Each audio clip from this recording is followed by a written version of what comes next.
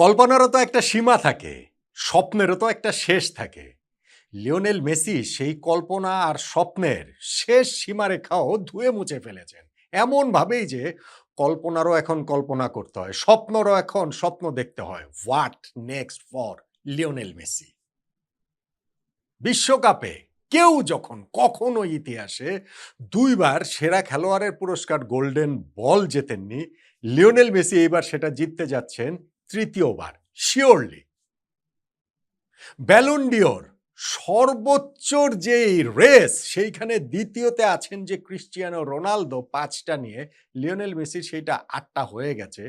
এইবার তিনি নবমবারের মতো জিততে যাচ্ছেন শিওরলি। বিশ্বকাপের সর্বোচ্চ গোলদাতার গোল্ডেন বুট অবশ্য মেসি কখনো জেতেনি। ওইটাও একটা বিস্ময়কর ব্যাপার ছিল যে নিজের প্রথম 4 বিশ্বকাপ মিলিয়ে এই মেসির ছিল কেবলমাত্র 6 গোল। সেই মেসি এইবার গোল্ডেন বুটও জিততে যাচ্ছেন ক্যারিয়ারে প্রথমবারের মতো বিশ্বকাপে, প্রায় শিওরলি। বিশ্বকাপটা টানা দ্বিতীয়বারের মতো জিতবেন কিনা প্রশ্নের জায়গা কেবলমাত্র ওইখানটাতেই। স্পেনের বিপক্ষে আর্জেন্টিনার যে ফাইনাল, সেই ফাইনালের রেজাল্ট যেটাই হোক না কেন, আর্জেন্টিনার ডিফেন্ডিং চ্যাম্পিয়ন, তারা তো শিরোপা জিততেই পারে, ঠিক তেমনি স্পেনও শিরোপা জিততে পারে, ওইটা অন্য আলোচনা। কিন্তু মেসিকে নিয়ে যখন আলোচনা করছি, তখন সেই ফাইনালের রেজাল্ট যেটাই হোক না কেন, Lionel Messi surely golden ball, Ballon d'Or এবং মোস্ট প্রবাবলি ওই গোল্ডেন বুটও যে জিততে যাচ্ছেন। কেন, কিভাবে, আমি সেই আলোচনাটাই একটু আপনার সঙ্গে করতে চাই। দেখুন, একটুখানি বলি প্রেডিকশনের কথা। প্রেডিকশনের একটা খেলা আমার খুবই পছন্দ, আমার খুবই ভালো লাগে। যে কোনো টুর্নামেন্ট যে কোনো কিছুর আগেই সেটা করে থাকি। ধরেন ফ্রান্স এই বিশ্বকাপে আমার 1 নম্বর ফেভারিট ছিল। সবগুলো ফেভারিট র্যাঙ্কিংয়ে তাদেরকে আমি 1 নম্বরে রেখেছি।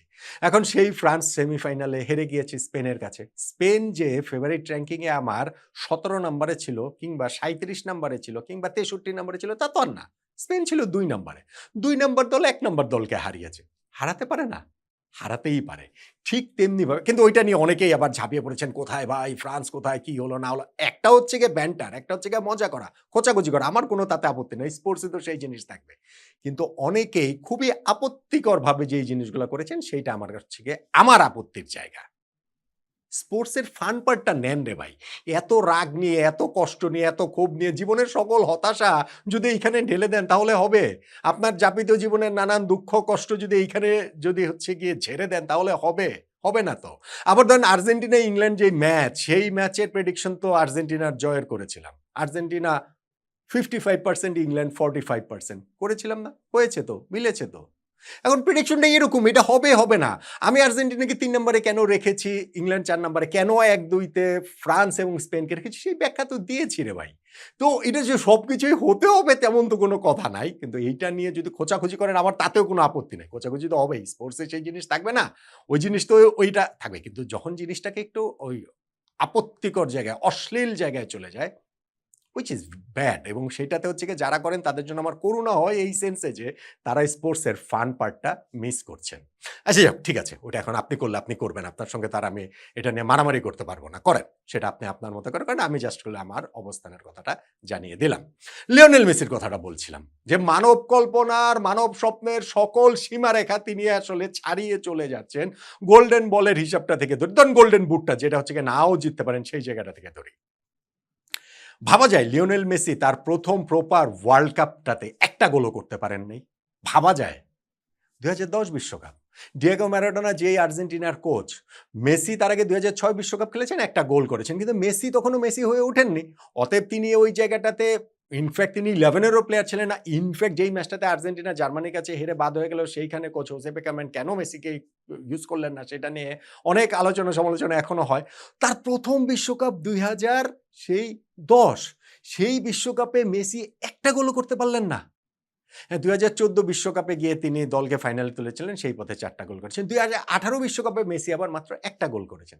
তার মানে দেখেন, 2006-এ 1 গোল, 10-এ 0 গোল, 14-তে 4 গোল, 18-তে 1 গোল। প্রথম 4 বিশ্বকাপ মিলিয়ে মেসি করেছিলেন মাত্র 6 গোল। প্রথম 4 বিশ্বকাপে মেসি 6 গোল করেছেন। 5 নম্বর বিশ্বকাপে 2022 সালে 1 বিশ্বকাপে 7 গোল করেছেন। 6 নম্বর বিশ্বকাপে 2026 সালে 1 বিশ্বকাপে 8 গোল করেছেন। একটা ম্যাচ এখনো বাকি রয়েছে।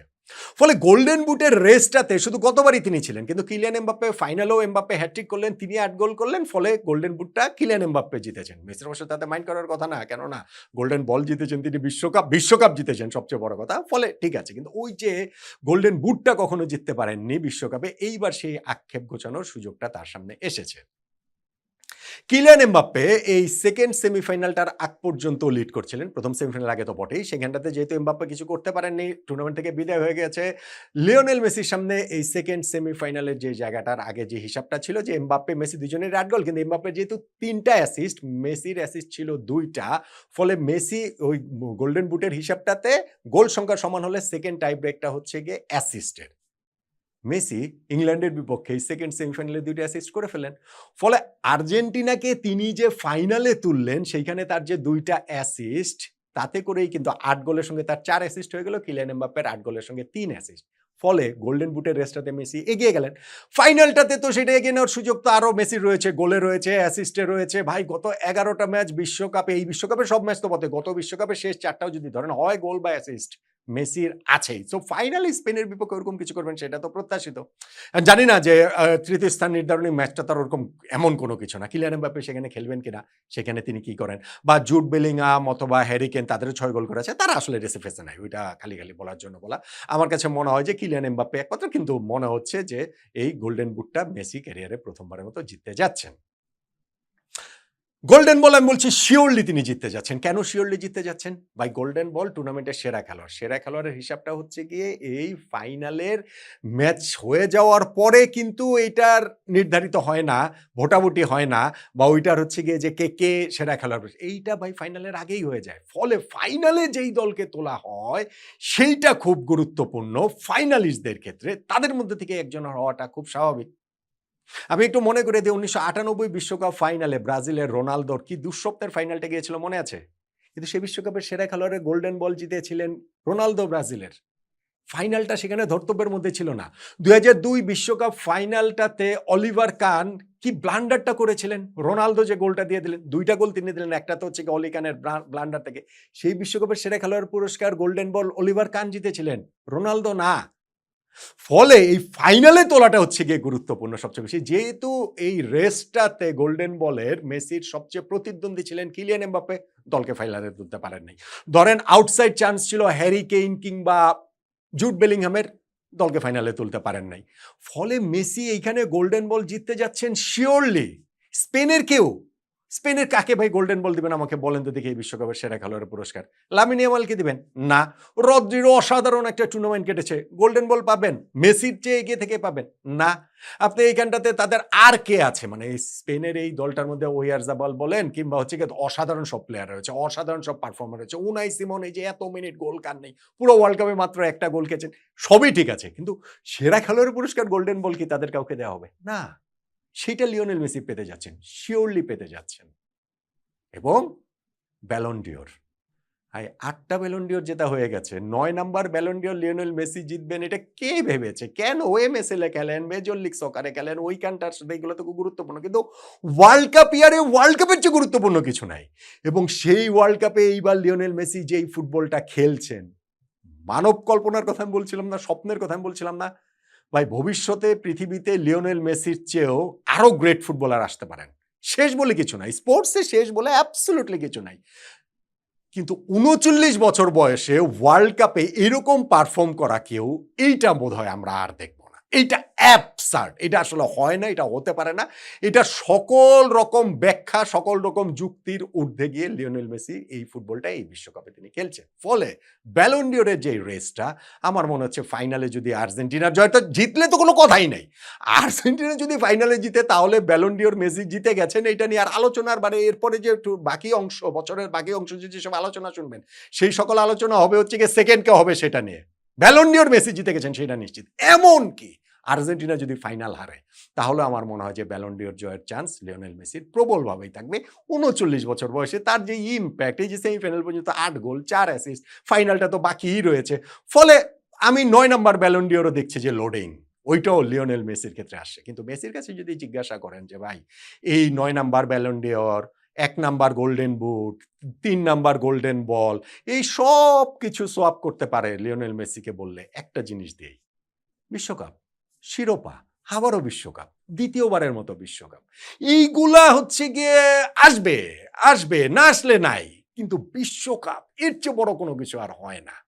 লিওনেল মেসি তাই সবকিছুর বিনিময় করতে হবে না, কারণ এই সবকিছু ওই জন্যই আরো আসাটা সহজ হয়ে যাবে লিওনেল মেসির পারফরমেন্সে। ফাইনালে তাই মেসির কাছ থেকে গত ফাইনালে মনে আছে কিলিয়ান এমবাপ্পে কিরকম একটা টক্কর দিয়েছিলেন, কিন্তু শেষ পর্যন্ত তার মেসির সঙ্গে পারেননি। এইবারও স্পেন অনেক কিছু তাদের ফুটবল দিয়ে আর্জেন্টিনার সঙ্গে টক্কর দিতে চাইবে, ওভারঅল টক্কর দিতে চাইবে, ইন্ডিভিজুয়ালি না হলেও টিম ওয়াইজ টক্কর দিতে চাইবে, পুরো টিম ভার্সেস মেসি হয়ে যাবে। কিন্তু শেষ পর্যন্ত লিওনেল মেসি সেকেন্ড বিশ্বকাপটা জেতার জন্য, আরো একবার সেই শিরোপাটা স্পর্শ করার জন্য তিনি মুখিয়ে থাকবেন, যেটা আর্জেন্টিনার ফুটবল ইতিহাসে একজন মাত্র করতে পেরেছেন, দানিয়েল পেসারোলা। ৭৮ বিশ্বকাপের ক্যাপ্টেন ছিলেন, ৮৬ বিশ্বকাপ টিমটাতে তিনি ছিলেন, কিন্তু খেলেন নাই কোনো ম্যাচ অসুস্থতার কারণে। ওইটা ওরকম ইতিহাস আলোচিতও না। কিন্তু লিওনেল মেসি একেবারে দলের প্রাণ ভ্রমরা হয়ে ২০২২ বিশ্বকাপ যে জিতিয়েছেন, ২০২৬ বিশ্বকাপেও তিনি একেবারে সেন্টারেই রয়েছেন, এবং সেই বিশ্বকাপটা লিওনেল মেসির জেতার জন্য তিনি তার সর্বস্বটা নিংড়ে দিয়ে চেষ্টাটা করবেনই। আর যদি সেটা জিততে পারেন তাহলে তো নবম ব্যালন ডিওর, তৃতীয় গোল্ডেন বল, প্রথম গোল্ডেন বুট সবই চলে আসবে মেসির কাছে। মেসির ফুটবল থেকে বিদায় হবে কিনা আমরা জানি না, যে এইটাই কি বিদায় কিনা, কিন্তু এই শেষ বয়সে এসে তিনি যা করছেন সেইটা আসলে সকল মানব কল্পনা, সকল স্বপ্নের সীমারেখা ছাড়িয়ে যাওয়া লিওনেল মেসির এই অর্জন, সেইটা কি একেবারে টইটম্বুর পূর্ণতা পেয়ে যাবে যদি তিনি বিশ্বকাপটা জিততে পারেন আবার, আরেকবার, দ্বিতীয়বার। পারবেন না লিওনেল মেসি? পারবেন তো লিওনেল মেসি?